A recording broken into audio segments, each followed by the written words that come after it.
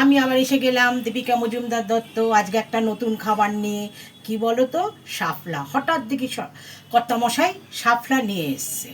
কি করি, বছর আগে যে খেয়েছি আমার নিজের মনে নেই, নিজে হাতে করেছি কিনা তাও মনে নেই। যাই হোক, যখন এনেছে সে তো করতেই হবে, সাথে আবার চিংড়িও নিয়ে এসছে। এই শাপলার রেসিপিটা আমার ছোট মামির। ব্যারাকপুর গিয়েছিলাম, মামি শাপলা দিয়ে চিংড়ি দিয়ে রান্না করে খাইয়েছিল, এত অপূর্ব হয়েছিল, আজও আমার মুখে লেগে আছে। যা, জানি না তার মতো হবে কি না, তবু আমি চেষ্টা করছি। এই দেখো শাপলাগুলো ধুয়ে আমি নুন মাখিয়ে এই যে ঝোড়াতে রেখে দিয়েছি, জল ঝরবে, কারণ শাপলা না একটু জলের তো, এই দেখো কত জল উঠেছে, এটা রেখে দিয়েছি। তারপরে এবার কি করব দেখো তোমরা। এর জন্য ওই যে বললাম চিংড়ি মাছ এনেছে, চিংড়ি মাছ আমি নুন হলুদ মাখিয়ে রেখেছি, হলুদের গুঁড়ো, নুন, মিষ্টি, সর্ষে তেলে রান্না, সর্ষে তেলে হবে। আর এই যে মশলাটা দেখছো, এটা রসুন, বেশ খানিকটা রসুন নিয়েছি, ছোট একটা পেঁয়াজ নিয়েছি, আর কাঁচা লঙ্কা লাল লাল থাকে সেই কাঁচা লঙ্কাগুলোকে, লাল কাঁচা লঙ্কাগুলোকে বেটে নিয়েছি। এছাড়া আমার আর কিছু লাগছে না। এবার দেখি আমি এইবার এই রান্নাটা করি। তোমরা চলো গ্যাসটাকে ধরিয়ে কড়াইটা বসিয়ে, কড়াই যদিও বসানো আছে, এবার তেল গরম করতে দিয়ে দেবো। এই যে গ্যাস ধরিয়ে দিলাম, কড়া বসানো রয়েছে, এবার আমি সর্ষের তেলটা দিয়ে দিচ্ছি। এই রান্নাটা কিন্তু সর্ষের তেলে হবে। সর্ষের তেল দিয়ে দিলাম, তেল গরম হলে আমি মাছগুলো ভেজে তুলে নেবো। তোমরা মাছগুলো ভেজে তুলতেও পারো, নাও তুলতে পারো, কেননা আমি করতে করতে পরে বলে দিচ্ছি তোমাদের। হ্যাঁ, দেখো তেল গরম হয়ে গেছে। এবার আমি এতে এই যে চিংড়ি মাছগুলো যে আমি নুন হলুদ মাখিয়ে রেখেছিলাম, এটা দিয়ে দিচ্ছি। এটা দিয়ে দিই, দেখতে পাচ্ছ চিংড়ি মাছগুলো হালকা ভেজে তুলে নিলাম, কারণ চিংড়ি মাছ তো বেশি ভাজলে শক্ত হয়ে যায় রাবারের মতো, যার জন্য এটা হালকা ভেজে তুলে নিলাম। আমি কেন বলো তো চিংড়ি মাছটা ভেজে নিলাম, এই যে তেলটা রয়েছে এটার মধ্যে করলে না একটু বেশ চিংড়ি মাছের ফ্লেভারটা থাকবে, এর জন্য, তাছাড়া কিছুই না। তবুও আমার তেল দিতে হবে, এই যে তেল দিচ্ছি।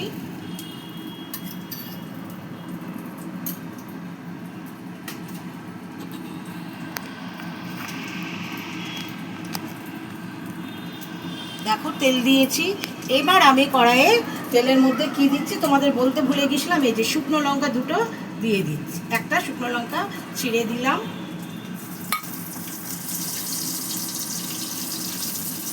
আর সামান্য কালো জিরে দেবো ফোড়ন হিসাবে। আর এই প্রথমেই বলেছি কালো জিরে দিলে হাতে একটু ঘষে রগড়িয়ে নিয়ে দিও, তাহলে বেশ গন্ধ থাকে। এই যে সামান্য কালো জিরে আমি দিয়ে দিই। এইবার আমি এর মধ্যে ওই যে বেটে রেখেছিলাম মশলাটা, তোমার রসুন, পেঁয়াজ আর লাল কাঁচা লঙ্কা, এটা দিয়ে দিই।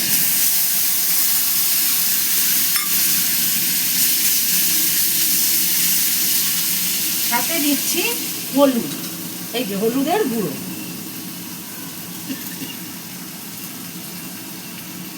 সামান্য হলুদের গুঁড়ো দিয়ে নিলাম।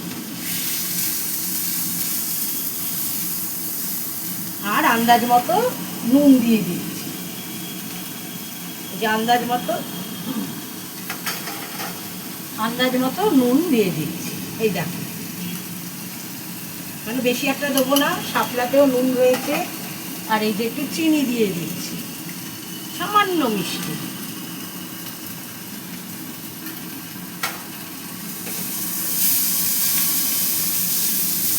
এটা তেল ছাড়া না অবধি একটু ভেজে যেতে হবে। আর এই যে বাটিতে যে ছিল আমার মশলাটা, সেটা আমি বাটিটা ধুয়ে জলটা দিয়ে দিলাম।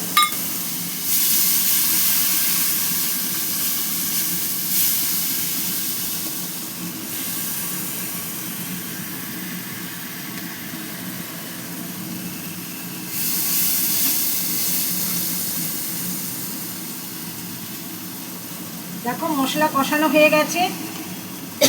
এবার এতে আমি শাপলাগুলো দিয়ে দিচ্ছি।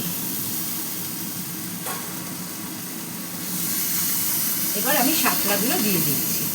শাপলা থেকে প্রচুর জল উঠবে, সব মশলাগুলো আমি শাপলাটার মধ্যে মাখিয়ে দিচ্ছি। এবার দেখি ঢাকা চাপাটা সরিয়ে কি অবস্থায় আছে।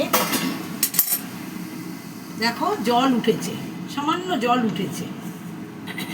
এইবার এটাতে আমি কি দেবো বলো তো, এই যে চিংড়ি মাছগুলো যে ভেজেছিলাম ওই চিংড়ি মাছগুলো দিয়ে দিচ্ছি।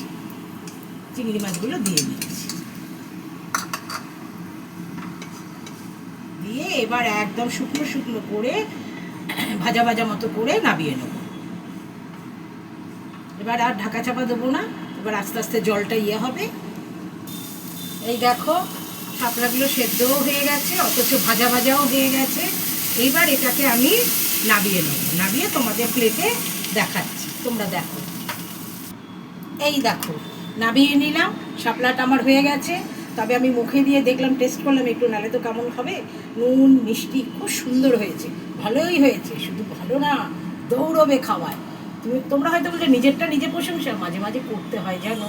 তোমাদের পোস্ট করব, তারপরে উত্তর দেবে, তার চেয়ে নিজেরটা আগে নিজে পিঠিয়ে নিই ঢাকটা। যাই হোক, তোমরা এভাবে করে খেয়ে আমাকে বলো দীপিকাজি খুব ভালো খেলাম। তাহলে না আমার ওইটুকুনি শোনার অপেক্ষায় যে বসে থাকি, আমার বসে থাকাটা সার্থক হয়।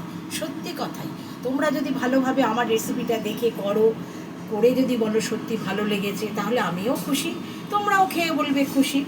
তবে হ্যাঁ, ওই একই কথা, জীবের স্বাদ যার যার, তাই তো?